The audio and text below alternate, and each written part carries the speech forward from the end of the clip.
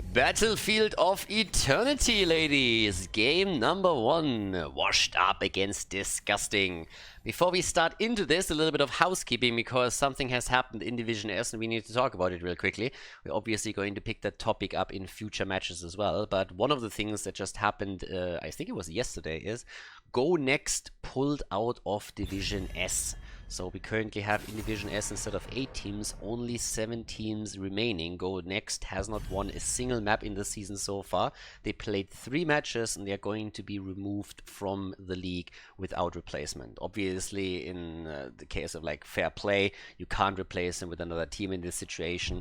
Thankfully, since they didn't even win a single map, the removal of them from the league doesn't have any impact on the actual standings, so it's not a problem in that sense. Obviously sad for us as the viewers that we now get one less match per week, but well, they couldn't apparently make the times. It was a bit too much stress. You might have realized if you watched some of the live streams that they always were a little bit late. So Ice Cream had problems coming back from work in time, so I think all of that just added to the stress and they made the decision to withdraw. At least that's the information that I have. So just a little bit of a heads up, if you don't see any Go Next matches in the near future anymore on the YouTube channel, you know why. I'm probably going to go over that in a few additional videos just to ensure that everybody knows about it, but that's the case. So also, with that being said, again, a quick reminder that you can go to KhaldorTV if you want to catch the stream live. There's also more playlists, more information about the stream, the project, and everything else. So if you want to check that out and you watch this on YouTube currently, then definitely make sure that you occasionally check it out, KhaldorTV. Should check it regularly. Sometimes streams are just scheduled 1 or 2 days in advance because with esports, as usual, a lot of tournaments and especially in the league, matches are scheduled on short notice, and then all of a sudden you have to jump in and really quickly go through that, which is also one of the reasons why the matches are usually only scheduled a couple of days, a week at the most in advance. Just a bit of an explanation there. As we're going to game number 1 of our best of 5 here, we have as bans. I mean, Hammer isn't a surprise to be banned out against Washed Up. Vala neither, since this is Battlefield of Eternity. The ban against, well, Deathwing shouldn't really shock anybody that watches Division S regularly in Europe. And we have Liming as a first pick from Lavakal on the other side. Banana H with his Ana and Masquerade on a Nubarak. And as oftentimes already explained from other people, like this is really currently the best level that we have in Heroes of the Storm. There's obviously big discrepancies between the teams within the league as well. But Washed Up is currently the team that is reigning at the #1 spot. They had a fantastic season up to this point. They, of course, still have to go up against Lauber's fan club. But the fan club actually struggled just the other day a bit. And unexpectedly at that. Was a very epic series that you should definitely check out, but was interesting nonetheless. So with that said, Greymane Chen have now also been picked, so we have a lot of damage against the Immortal from Disgusting heading into this. And Disgusting actually surprised recently by just playing great series overall. A lot of the results that they had didn't really reflect the way those games were going. They are still farther towards the bottom of the standings, which is what you would expect for them. They made it into the season extremely late. They came in as the last team to qualify, and only were able to qualify because another team withdrew before the season started. So that means that right now they're just getting all of that experience and they're getting a bit more momentum. But they are definitely a team that has potential to slowly climb the ranks a little bit. Not saying that they're going to be able to attack Washed Up in the #1 spot anytime soon, but they're definitely a team that can maybe steal a map or 2 away from them if they have a good day there, and see how they play around that. So experience is at this point everything. This series that we are now currently going to watch, that's definitely something where I would expect Washed Up to have like a huge lead into all of this, of course. So they are the favorites here, there's no doubt about that. Jaina gets banned out since Washed Up has already more or less signaled that they want to go for a combo that engages aggressively with Nubarak and then try to blow a target up quickly. And they get Genji for Nick to execute exactly that aggressive play. Now that Greymane is picked away, Jaina is banned out, they need to play something else here.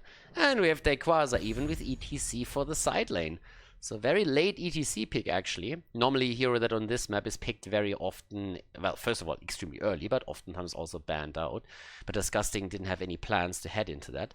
So, well, let's have a bit of a look what Disgusting is going to pull off at the last 2 picks here. They still need the main tank. Diablo, okay. Unexpected, but fair enough. And Whitemane, alright. There we go.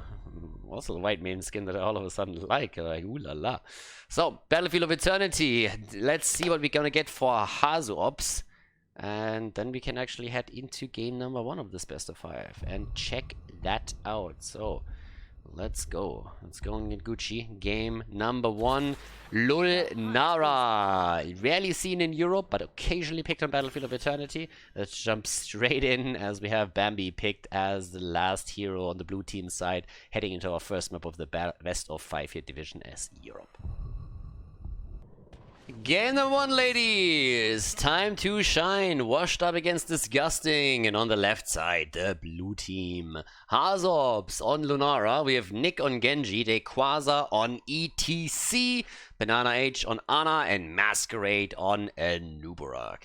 And on the right side of the map, the Challenger. It's Disgusting with Satuas on Chen, Rutek on Whitemane, Lavekal on Liming, Birch on Diablo, and Itrax on Greymane. Will be interesting. Lunara, again, not really a hero that we see in Europe all that much, but occasionally she's played on this map in particular for a bit of the poke, and given that we had a lot of the traditional heroes to see here banned out, it also makes a little bit more sense. So we're going to check a bit how Hazo fares here. We've seen her a lot actually in North America, since we're also covering the North American region a little bit. We had a lot of Lunara over there. The big difference is, amongst other things, the level 7 time that gets chosen here, but the popularity of Lunara definitely not on the same level between those two regions. It's actually, just in general, a little bit of an interesting setup here also what Disgusting has. Whitemane, not really a hero you will see a lot in Europe, and neither is Diablo necessarily a standard pick on this map. But this is also something where Disgusting is just on a lot lower level than a lot of the other European top teams. As you can already see here, a little bit First blood as Chen goes down. So, oh dear, the deer takes down the panda. And with 1 kill against 0, that's the opening into our game here. Let's see if they can make up for that, because now Li Ming has to rotate down to the bottom of the map in order to soak the experience. Lunara is making the rotation all the way up to the top. And, well, let's have a little bit of a check if they can get Greymane down. Not quite. So they were not really able to take him apart here. Now, as I said already in the draft, I want to reiterate it real quickly, also for everybody that tunes in late or skips the draft. Washed Up is leaps ahead of their opponent, not making any Lunara puns here, but in this case, 2 heroes down, a trade, a Nubarak against Greymane and Whitemane, and that is 3 kills against 1 now in total, so a lot of control here on the map for the blue team. Disgusting, as I mentioned, definitely in a position where they start to gain more momentum in the league, and the experience is clearly helping them to improve. They are able to take a few maps of Washed Up on a good day, but there is still no doubt that Washed Up is the mad favorite in this series, and currently also in the league. I mean, there's a reason why these guys are in the #1 position of the standings. So now towards the top, I'm going straight up in for those Khaldor camps again. Bot lane, there's also a camp taken. So the teams pretty much exchange a camp at this point. That's kind of how you want to play it. They're even 5 manning the top, the red team. And that's actually a rotation that they don't really need here. And it's a little bit of a weird one, because at the end of the day, they could have already seen and anticipated that there's at least 1 hero at the bottom of the map trying to take the camp on the other side.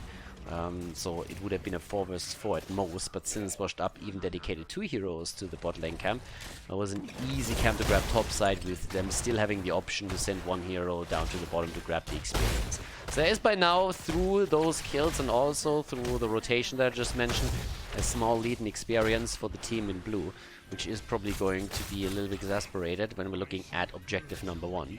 Level 4 talents are in, and with that we have now Nature's Culling. A standard talent on level 4, especially of course on this map, but let's keep in mind that especially on the North American side we have oftentimes siphoning poison taken. Not so much here though, but we indeed have another kill. Greymane is dead again, and they're looking for even more. And Nubarak with the aggressive engage in this game. They're starting to make the jump down to the bottom. The camp is about to be defended by Disgusting, but topside we still have a Shaman camp that is doing work. And talking about doing work, Hazorps is just hopping around here on Lunara, trying to get some extra damage in against the Immortal in the process. And the rest of the team is on the defense, ensuring that there's nothing else happening. But there's another power slide, stun into the Immortal stun. The attempt is there, and the kill follows. Genji comes in with a swift strike and the kill, but Nubarak is also eliminated. Lunara still does damage, slowly but steadily whittling down the hit points of the Immortal. But as you can tell, Disgusting is trying to do the exact same thing. So at this point, off we go. Banana H taking the side. There's already our 50%. And there we are. Halftime show is reached. And off we go. There's the attack. Okay, so immediately they're starting to go for it. And with Greymane and Li Ming, they have just such a great tool to take the Immortal down. Lunara alone cannot really deal with that. So it's more about the kills that they're looking for now. And they get those kills. They go for Aatrox. And he's nearly falling. But Whitemane is able to keep him alive. The Panda is now diving in deep too. But gets an immediate sleep dart to the face from Ana. And honestly, Ana in this case is really, really helpful. I mean, if you really deal with a lot of wildlife, what you want are those sleeping darts. They are absolutely fantastic against lions, also against pandas, of course, in this case. There's a wolf on the other side, so sleep darts are absolutely fantastic. You talk to any zookeeper and they will tell you the exact same thing. And that's pretty much what Ana is in this point. She's the zookeeper of Battlefield of Eternity. She has to keep all those critters in line. And just currently trying to do exactly that. Problem is that right now, the objective has been taken by Disgusting. But can they actually get enough damage? Genji jumps in deep, so does the Nubarak. The stun doesn't connect though. But they pull the opponent away from the Immortal. Which was, to be honest, the goal in the first place. I mean, this is what you're trying to do here. Also, here, now exactly what I talked about earlier. Splintered Spear taken as the level 7 talent choice on Lunara. And as I mentioned before, she's not a hero that is played a lot in Europe. Very, very rarely do we see her. But when she's played, then Splintered Spear is the talent to take. And that is one of the big differences between the playstyle that we have from Lunara in North America and in Europe, as I have gone over already a little bit. The level 4 talent choice in general is another aspect of it. But you don't see her a lot. And the draft definitely had a bit of a role to play in this. But now that we have that poke available from Hazops, he's trying to get that out. But he needs to be careful here. A little bit too far out and immediately attacked by Diablo. And that's a kill. Hazops down. And Diablo completes his quest. Heavy hit point pull for him now. Has the souls together. 3 stacks on Greymane's level 7 as he heads into the Wizen Duelist. And now we have 6 kills against 3.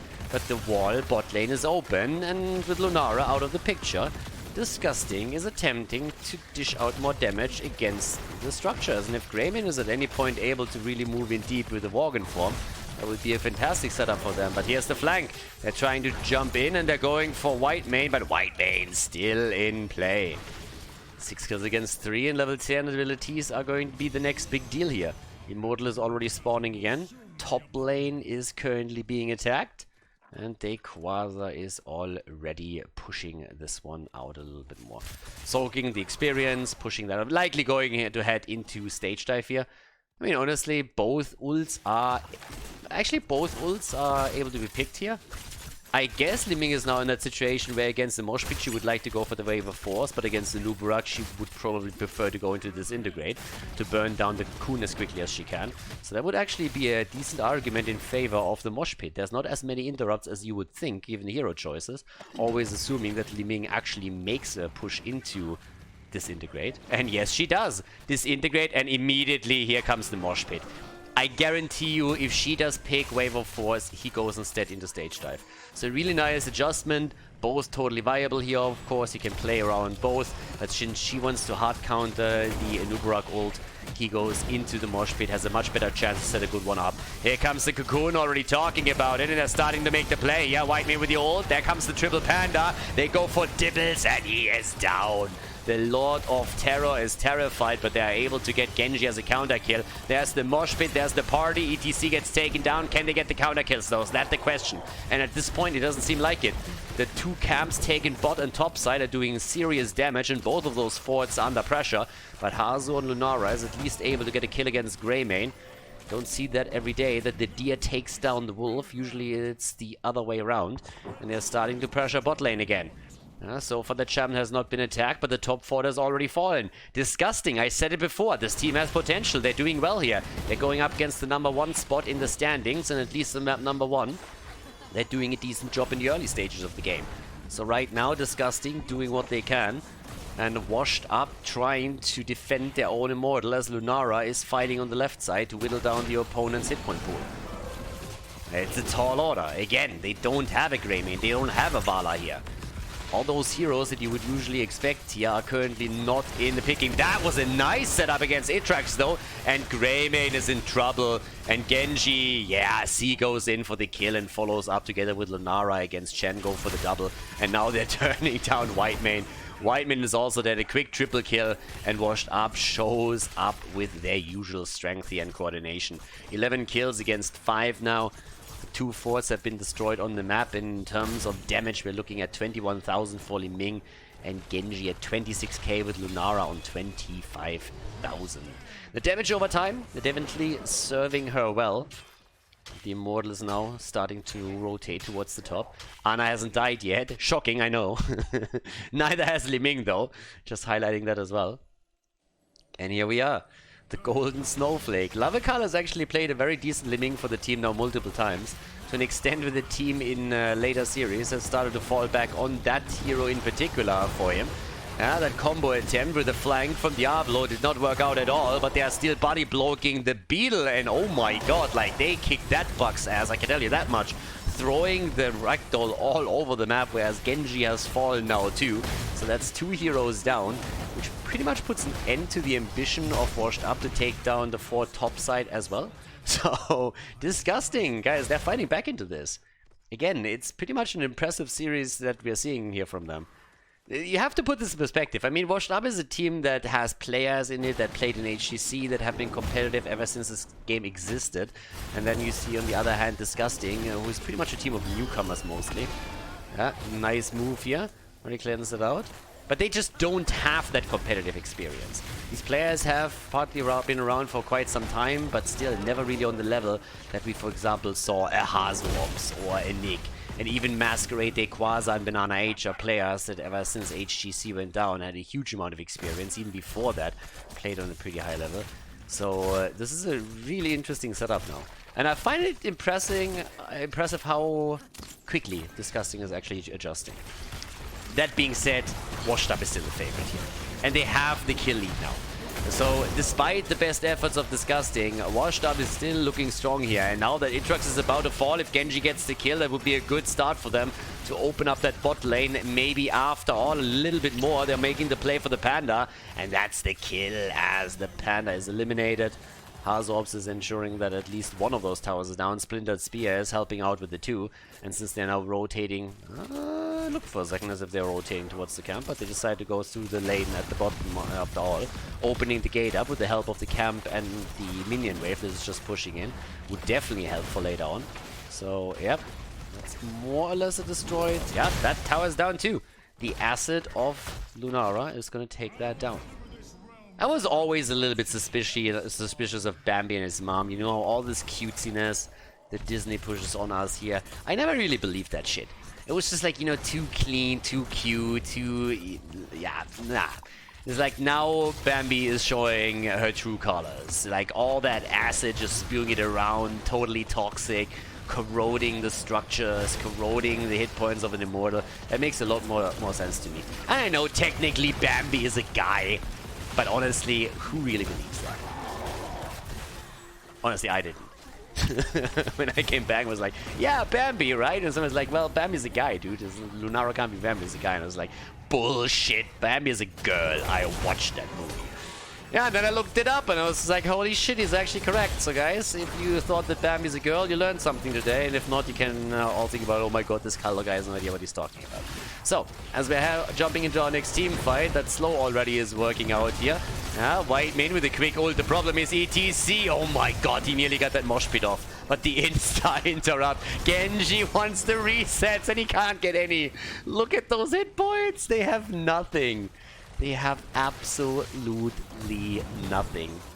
That is insane.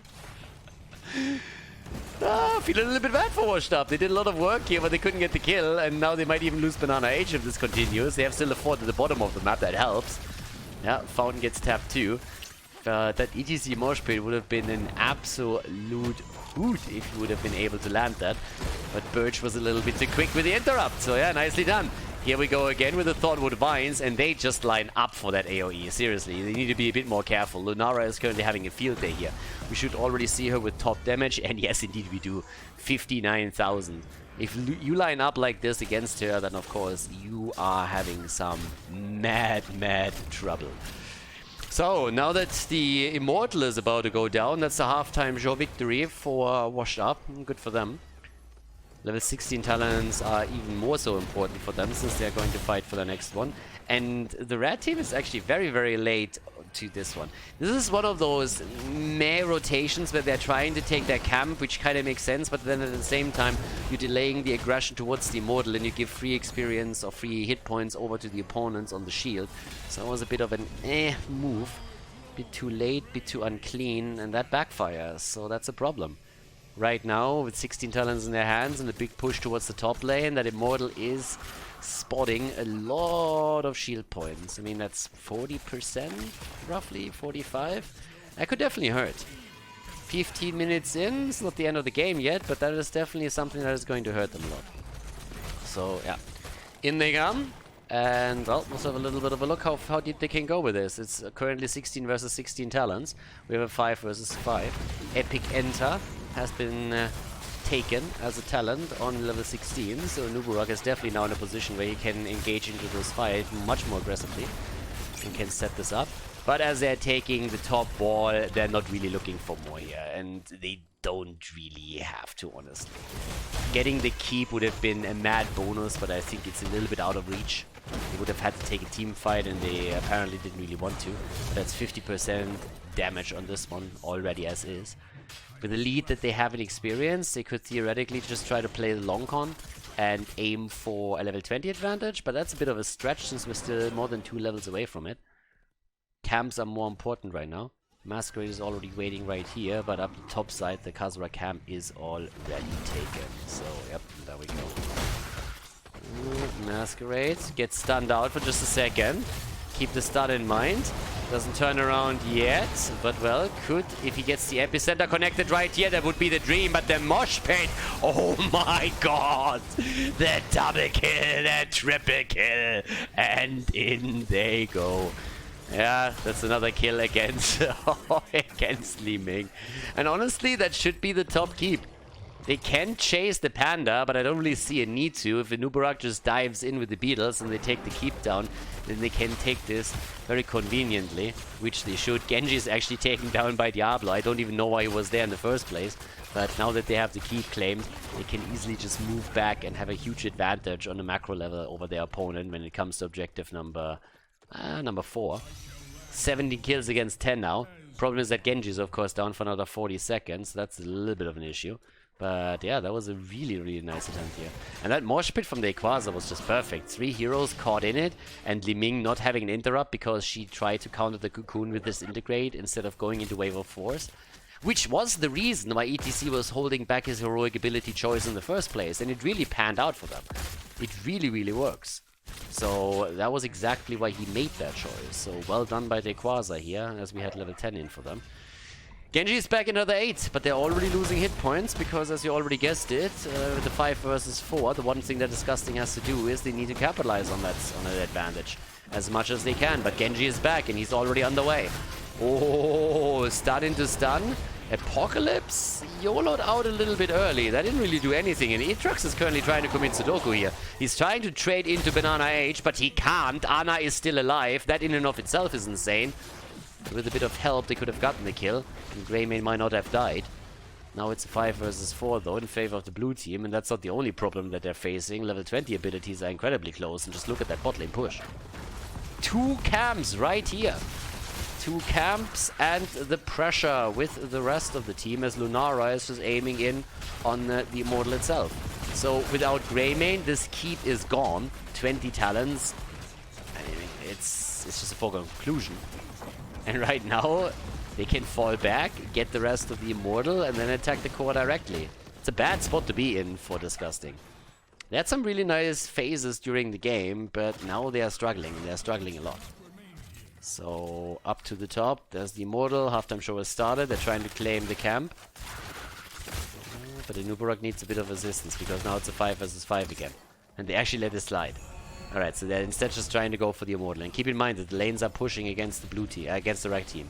So all the lanes, the catapults are already escorted in.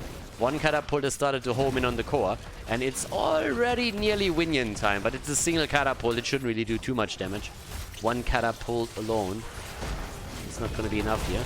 Alright, there's the attack against Ana. Ana is down, but Whiteman is also... Oh, baby! The mosh pit, calm the fuck down, Dequaza. Seriously. 3 heroes eliminated, and they're going for Chen now too. The Panda gets body blocked again and won't be able to jump out of this one. Nicely done. Panda's about to go down, but the thing is that Genji has also died, but a guitar to the face was just a little bit too much for the cute and cuddly. So the Panda's eliminated, and Lava Carl is falling to little bit of friendly banter, and that's the end of Li Ming for the 5-man wipe. And the control over towards the core. And we're going to see now the end of game number 1. Nicely played by Washed Up. 23 kills against 12. Nicely done in the first game of the best of 5 series here in today's Division S match in Europe. So, well played. They take the opponent down. Rutik alone can't do anything here. He might not even try. Greyman is in as well, but obviously with the damage over time alone and the catapults being in here, this is just not going to happen any longer. So yeah, good job and well played. Hazops is jumping around the core, getting those auto attacks in. The damage over time is going to seal the deal. ETC falls. Not that it matters at this point anymore. And that's the lead in the best of 5 series. Nicely done and well played by Washed Up. GG.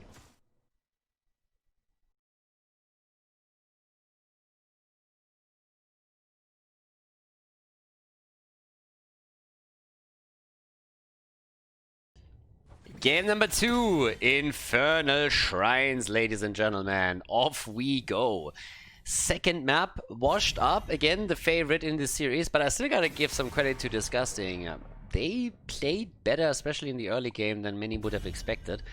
Now, the discrepancy between the two teams has to be pointed out here, and the big accomplishment for Disgusting, from my perspective, would be if they actually win a map here. Then again, if I'm honest, I actually expected that in a couple of the previous series that we had too. And those games all of a sudden turned out to be absolute nail-biters, where we in some cases even went to the 5th map, and I was just sitting there, I was just like, what the hell is happening?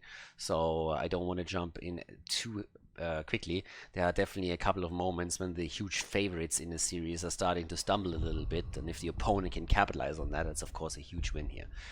So as it stands, we have Deathwing banned out as usual. And, well... there's the ban on Johanna. Okay, for the map, absolutely understandable. Hazo is again in a position where he's not going to be allowed to play Sergeant Hammer for good reason. Just a little bit too strong on that hero. Positioning, it's difficult to get to him. The team has played with him in that role many times. Kerrigan banned out against Nick, also making sense since Nick has introduced the hero to the pool of heroes that's being played by Washed Up in the past. Played it a lot on... well, Tomb of Spider Queen, to name one example, on Infernal Shrines as well, so that's definitely the case. Junkrat has a level 1 pick, and Banana Age with Tyrande. It's actually interesting to see Tyrande picked up a little bit more again. I'm still a little bit on the fence of her, but we've seen her a bit more. NA has played her a little bit, Europe has started to dabble in her once again. With Mal'Ganis, you have a setup where you can pretty much not miss the Lunar Flare, so if you go with the Hunter's Mark into a setup that is designed to take a hero down quickly, that is a dangerous composition, or can be. So I think that's going to be the idea behind this. Dehaka comes in, plus Rhaegar, so that's a lot of wave clear for the Shrine, for sure. Junkrat for the outside poke, Dehaka for global, and also with Rhaegar has a lightning shield, of course, available, so that's good. But that will be interesting, to say the least. I'm also interested to see what exactly the damage dealers are for Washed Up. I think they would love to play Jaina here, for example. But can they? That's the bigger question. I'm probably going to try, depending a bit on what exactly is going to be banned out by Disgusting. Washed Up themselves, they ban out Hanzo. But what is Disgusting getting rid of? Are we going to see... no, it's Tracer ban. Targeting more so Nick than Hazops when it comes to heroes being played now, even though they can play both. Totally fine, but yeah. Let's see.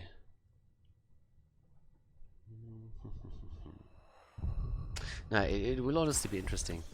Yeah, there's the Jaina pick, as expected. I mean, one of the big problems with Tyrande was just simply that Blizzard moved her Celestial Attunement to 16. That really makes her a bit of a liability in the early stages if your opponent plays a lot around stuns and CC and you don't have a cleanse available, or a late cleanse at that. But with this setup, if you have Mal'Ganis to set a sleep up, Tyrande hits the Hunter's Mark and the stun, and then Jaina follows up on it. That's pretty much a secured kill if you play it right. And if Malthael then comes in with the last rites to seal the deal, if the target is about to escape, then you know you have a winner. So it's not really a horrible idea, but it's interesting to see her coming back a little bit. And Nick with Ragnaros. Alright. Okay, Nick with Ragnaros. We have Greymane and Nubarak on the other side. Guys, it's going to be an interesting one. It's going to be a bit of a wild one. Me likey. So let's jump in. Game number 2 in the best of 5 series. We have Disgusting going up against Washed Up. Game on! Game on in game number 2. Washed Up against Disgusting, and Washed Up is in the lead. And now on the left side, Hazorbs on Jaina, Banana H on Tyrande, Nick on Ragnaros. We have Masquerade on Mal'Ganis, Dequaza on Malthael. And towards the right side, Satuas on Dehaka, Birch on Nubarak, Rutek on Rhaegar, Itrax on Greymane in this second game of the best of 5 series, and Lavekal. Not on Liming this time, Liming still a pretty meh hero to play on this map.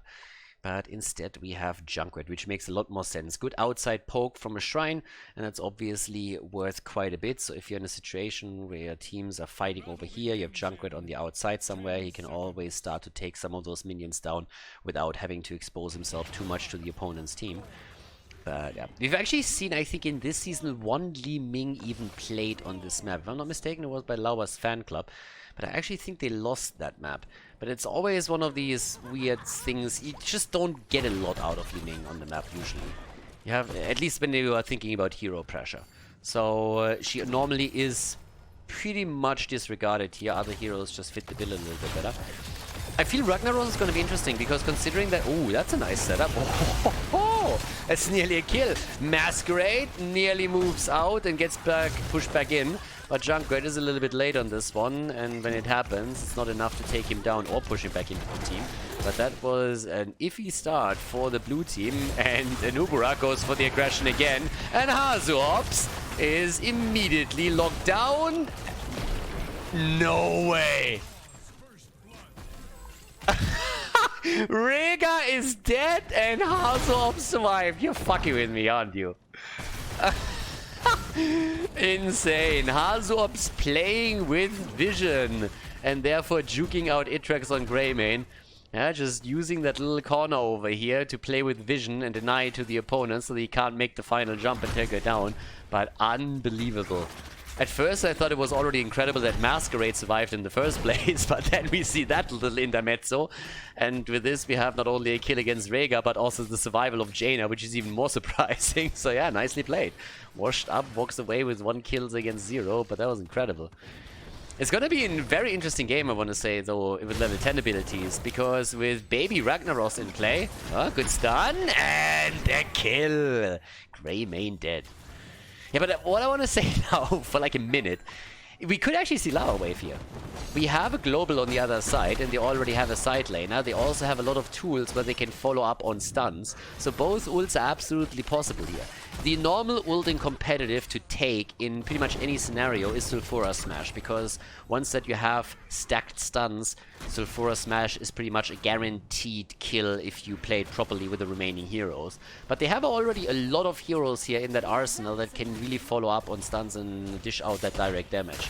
And if they're really afraid of that Dehaka pick, then can always move into Lava Wave and on this big map try and also add a bit of a macro angle to their composition. So it's definitely possible.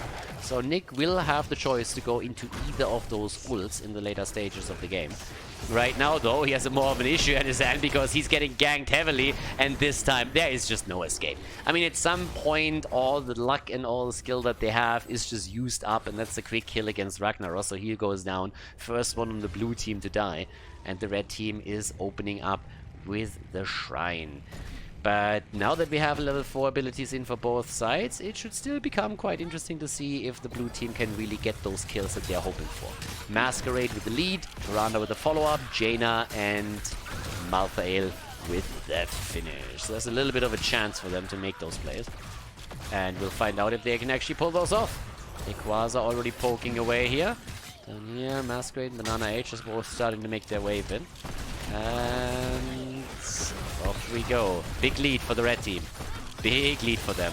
But experience is a huge advantage for the opponent. Masquerade again moving out. You got to be joking. He's just unkillable. But they're gonna lose the first objective. But you can already tell it's a little bit calculated. Ragnaros never really joined the battle. Instead, he pushed out the mid lane and he pushed out the top lane. So they have an earlier level 7 that they can now use to defend. And that is worth a lot. But I like the reaction that we are seeing. They move into the middle instead. Bait over the wall has already happened. Ragnaros is trying to use the Molten Core to defend here. That's actually something that is really important if you're in some of the lower leagues. Don't always use the Molten Core while the objective is up and try to win it that way. Sometimes when you can already tell, okay, this is most likely not going our way, you might just want to hold on to the Molten Core cooldown and then use it for the defense. It's going to make it much easier for you to defend the objective. So there's always the judgment that you have to make when you are in that situation. Way too many teams, when we're casting the amateur scene instead, are just YOLOing out the cooldown whenever they see an objective because they think, oh my god, I'm gonna get so much damage and maybe we can win the objective. Sometimes you do. Sometimes it is the deciding factor, but that's a judgment call you have to make. Now, talking about judgment calls, Nick walked out a little bit too far here. No, once again, the save. So Ragnaros is still alive. But you look at experience now and you can actually see that the blue team is still ahead in XP. And the brawls just continue. Our builds have also, of course, continued with the Khaldor's resistance on level 7. Rhaegar now able to cleanse out some of these stuns that we're going to see from Turan in particular. Rootek has to be absolutely on point when one of those happens. Good drag against Mal'Ganis. That was a nice one. Sartuas connecting the Tong here. And still damage against Lavekal on his Junkrat. So he's able to jump out. A little bit of a tired jump, a little bit of a lazy jump here. Can't blame him. Got a little bit of frost shocked here. But off we go. So, that's actually, you see, they're trying to invade the camp again. Course completed. Yes, indeed. Nick is done with his level 1 talent. But level 10s are coming in soon enough. And that is going to be the moment of truth. For a couple of heroes here. Because against Greymane, you can definitely go into a water elemental, but at the same time, if you're just really hoping for the full-on wombo, then Ring of Frost. I gotta say, I love Ring of Frost, because as a cast is of course great. If the Ring of Frost hits, it's amazing, and if the Ring of Frost doesn't hit, you can make fun of it. So it's always fantastic. Sulfuras gets locked in without hesitation. Last Rites is in 2. The only one that is still debating what to do is Hazorps. Hazorps is sitting right there. Balls or no balls. Ring of Frost or Water Elemental. Water Elemental is a safe play. That's always going to get you some value. Can always set you up for a couple of kills here. Yes! There we go. The balls of steel on Hazor as he says, okay, if you pick Sulfuras, I'm going to go for the damage, direct damage as well. And off we go. They already can set it up right here. There's a silence. The Tong gets juked out though. Nicely done by Hazu. And Reptile against Masquerade. That shouldn't really do a whole lot.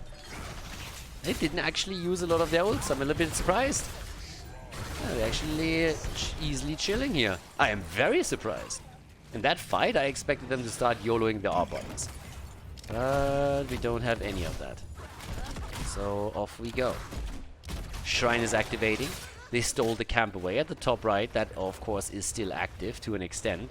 Now they're going to take their own camp too to push the top lane even more effectively. But the Shrine is about to activate, and that's where you need heroic abilities. And that's what we should see from them. Here comes already the setup. Where's the follow-ups, though? Nick, there we go. But he doesn't connect the stun. Ancestral keeps the target alive. Ring! But Jaina goes down. Last Rites with a kill. Nice. The first stack for the Last Rites and Malthael. As everybody starts jumping. The good stun from Banana Age. Just cutting the little doggy off. And turning Rhaegar into a pocket chihuahua. Big bad wolf my ass. So both of the wolves are all of a sudden down. And with that we have, well, Malthael towards the top lane again. Starting to escort that through. Dehaka comes in. And Equaza's just saying, what do you want, Bo? What do you want from me? I'm gonna come in and I'm gonna drop another last rites when the cooldown is ready, and then you're gonna be in trouble. But Nuburak has now taken to the bot lane, and is starting to push this out and take some of these towers down, which is why Khaldor is currently reacting to it. And Birch won't really be able to do enough here. He's pretty much alone. If he doesn't have any assistance, then it's a problem. Masquerade far out. Arcane Punisher is now also taken. Okay. And mid lane is gonna be in trouble. Wall is near. Well, first of all, the wall is open. Second of all, the first tower is pretty much destroyed already. And that is very, very likely going to be the end of the fort. Very likely. So here we go. They're starting to jump straight in. Drop that with ease. And then they're going to start and move in with Ragnaros and his trade. Nicely done. Yeah, again, not a hero that you see a lot. Last right kills again. And that's now 10-second cooldown reduction on Malthael's ult already. And they are just murdering through that wall. Not going to be able to get too much more with it. It's still very early in the game. We're not even at the 10-minute mark yet. But that was nicely done. And they have now 5 kills against 2 on the scoreboard. And also a 1 talent lead thanks to the extra level that they're running here. With Resilient Flame as the level 13 talent. Steal the camp away, and then focus a little bit more onto the bottom of the map.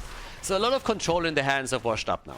And the team, you can really start to see that they are absolutely finding the rhythm here, and that they're starting to go through the opponent in all of these team fights. But now that level 13 is about to be ready for Disgusting, there's a chance for the red team to fight back into this and try to make a bit of a play there. The Haka came in too, is dodging out on some of the damage, has to be very careful and drop the essence as well. Here comes the Ring of Frost. They're trying to make the play for him again. Cleanse came already out as Rhaegar was attempting to save him, but the fight isn't necessarily over. They still have a chance of maybe even setting this up. Now Sulfuras is not ready for another 5 seconds. That's definitely an issue.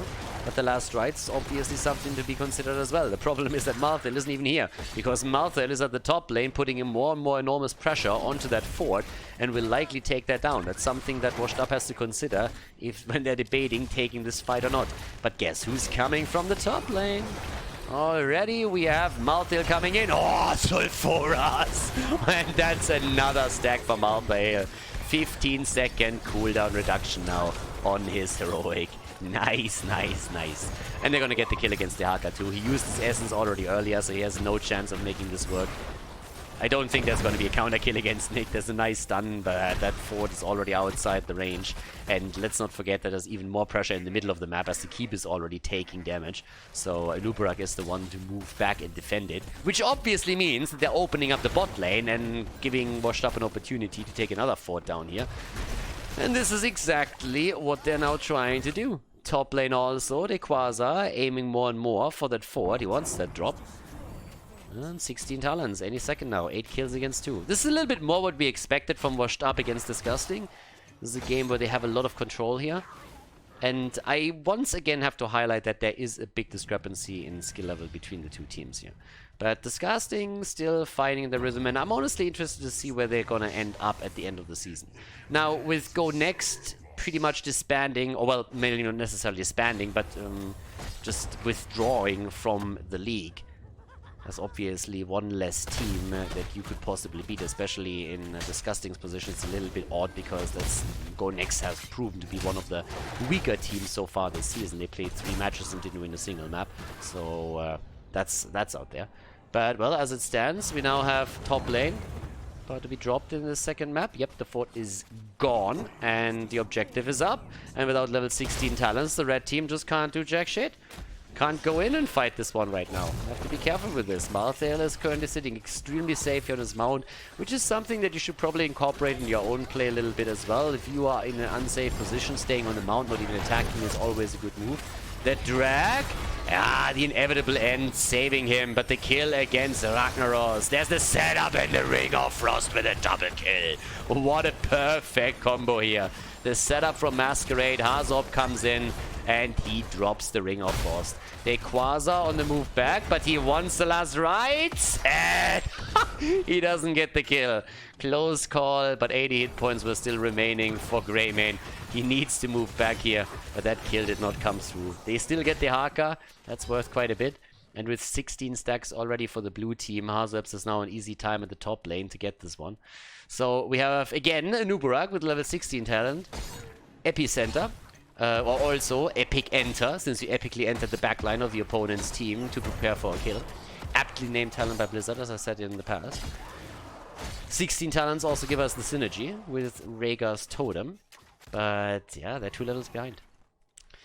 2 levels behind right now, and that is making things tricky. So, can the defense hold the top keep? That's the main question. There is already a little bit of a bait over here. Masquerade is kind of baiting, and Banana Age is just sitting on the sides. I wouldn't be surprised if an owl is sent south to check if someone is sitting in that bush, because they kind of need to if they want to play the safe. But they're opening up the wall before the Punisher is even here. Atrax is trying to wrap around and come in from behind. But, well, good luck with that. The Riptire is already down. They're trying to go for Tyrande, and Sulfuras denies the kill, but Dehaka comes in and grabs it anyways. Now a 4th stack for Malthael. 20-second cooldown reduction. Dehaka, the dinosaur is about to be extinct again. Down he goes. That's a kill, and that is keep, and maybe more, as they are looking for kill number 3 in an opening to march straight towards the core here.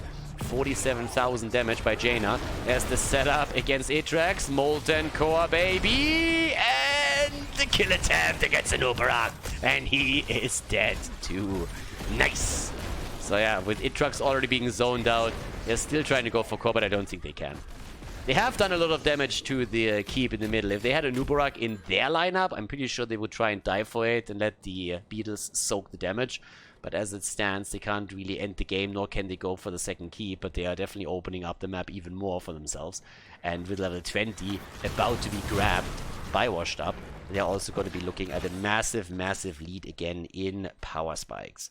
So yeah, Hazops already helping with the camp that is taken in the middle, but at the bottom of the map, that's where Quasar is currently doing his thing. Again, his cooldown reduction is pretty impressive right now. Has his ult already back up. So he's currently sitting at 4 stacks and went on level 20 for the final curtain. Always a showman. Shooting Star, and the Submerge is now in as well. And guys, they're being aggressive. I mean, why wouldn't they? They have the camps on the map. They can be aggressive now. They're in a great spot. They've taken all the kills. They have the level 20 advantage. So what else are you going to do? Of course you're going to be aggressive. So they're already starting to jump in. And with that, they have an opportunity to maybe not end the game directly, but even killing a second keep would already be worth it.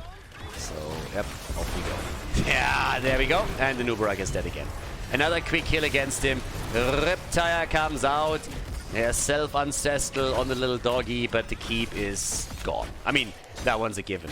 And with the second keep being eliminated, to be fair, if they get another kill here, if they can take down Junkrat and Greymane, they will go for core too.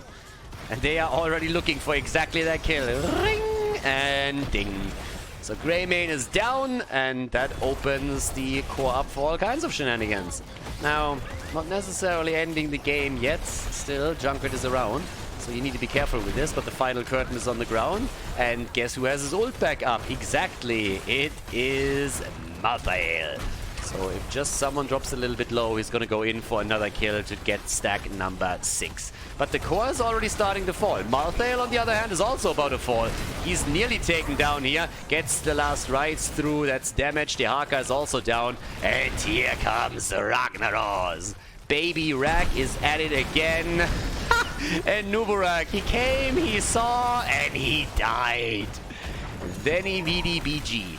Yep, that's the end of Nubarak, once again eliminated. Junkrat, the only one that hasn't fallen. Yeah, Lavakal, usually the one on the team that performs by far the best here when it comes to the KDA. And that is game. A 2-0 lead in the best of 5 for Washed Up, as we are about to head into game number 3 of the series.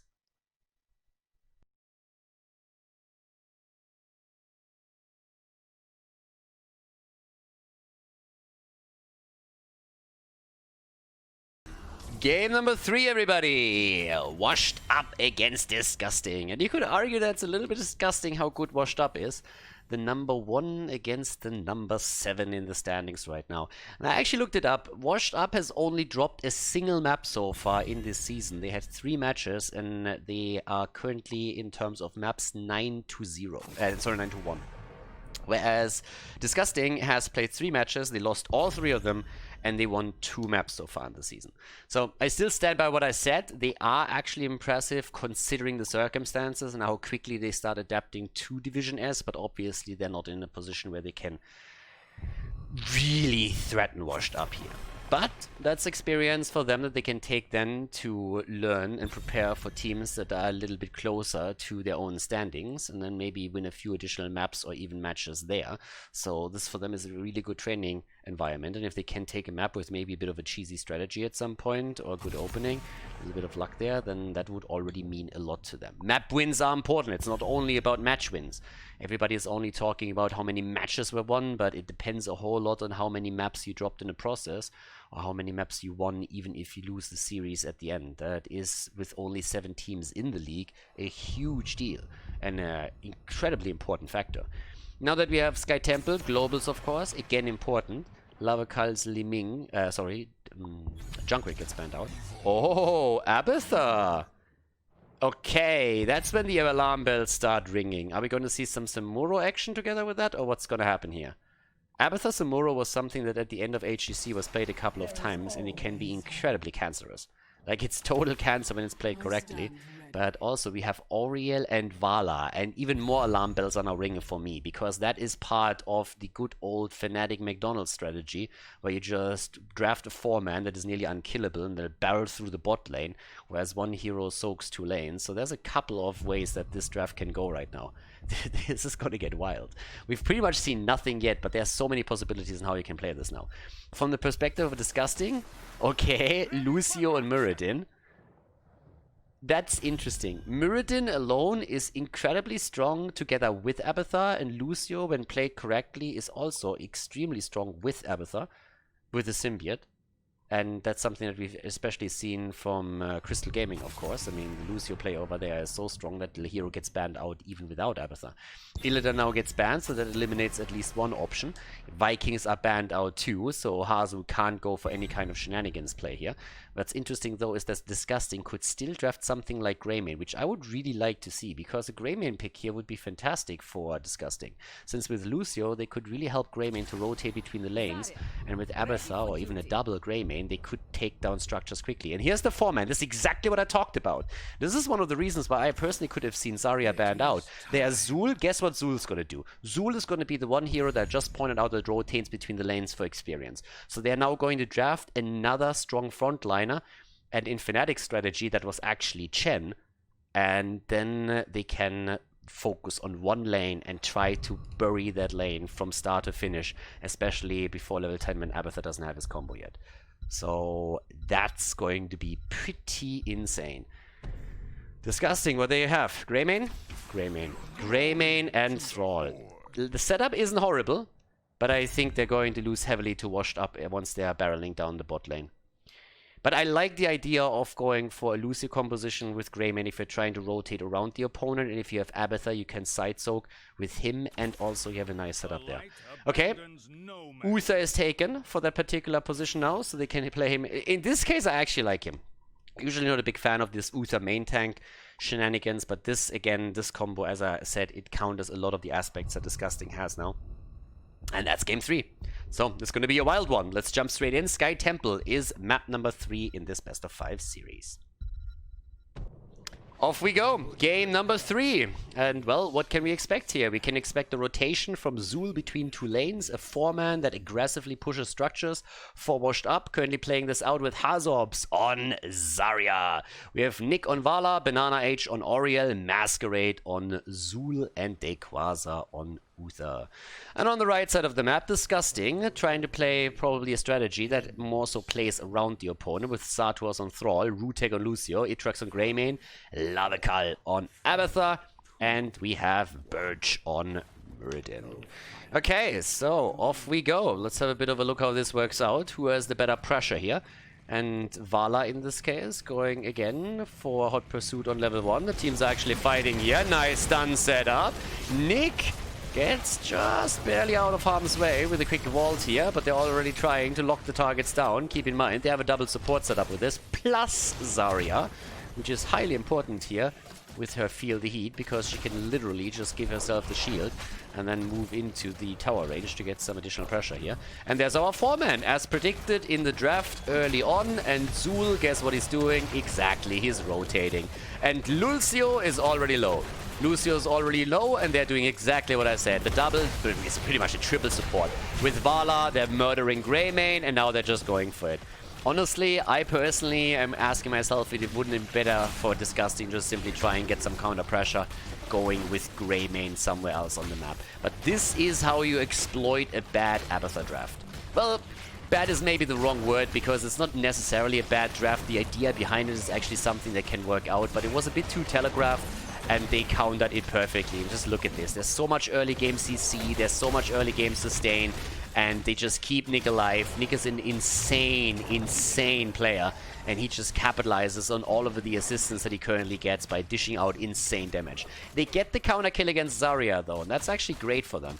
We have 2 kills against 1 now, but you just look at the structures on the map, and it is an incredible advantage for Washed Up now.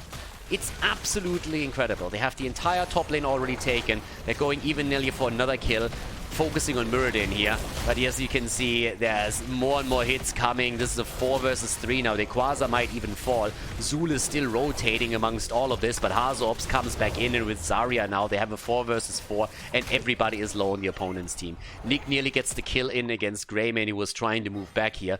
And Zul, he does just the PvE. Zul does nothing else but just rotate from mid to bottom, bottom to mid, and lets the 4-man do his thing.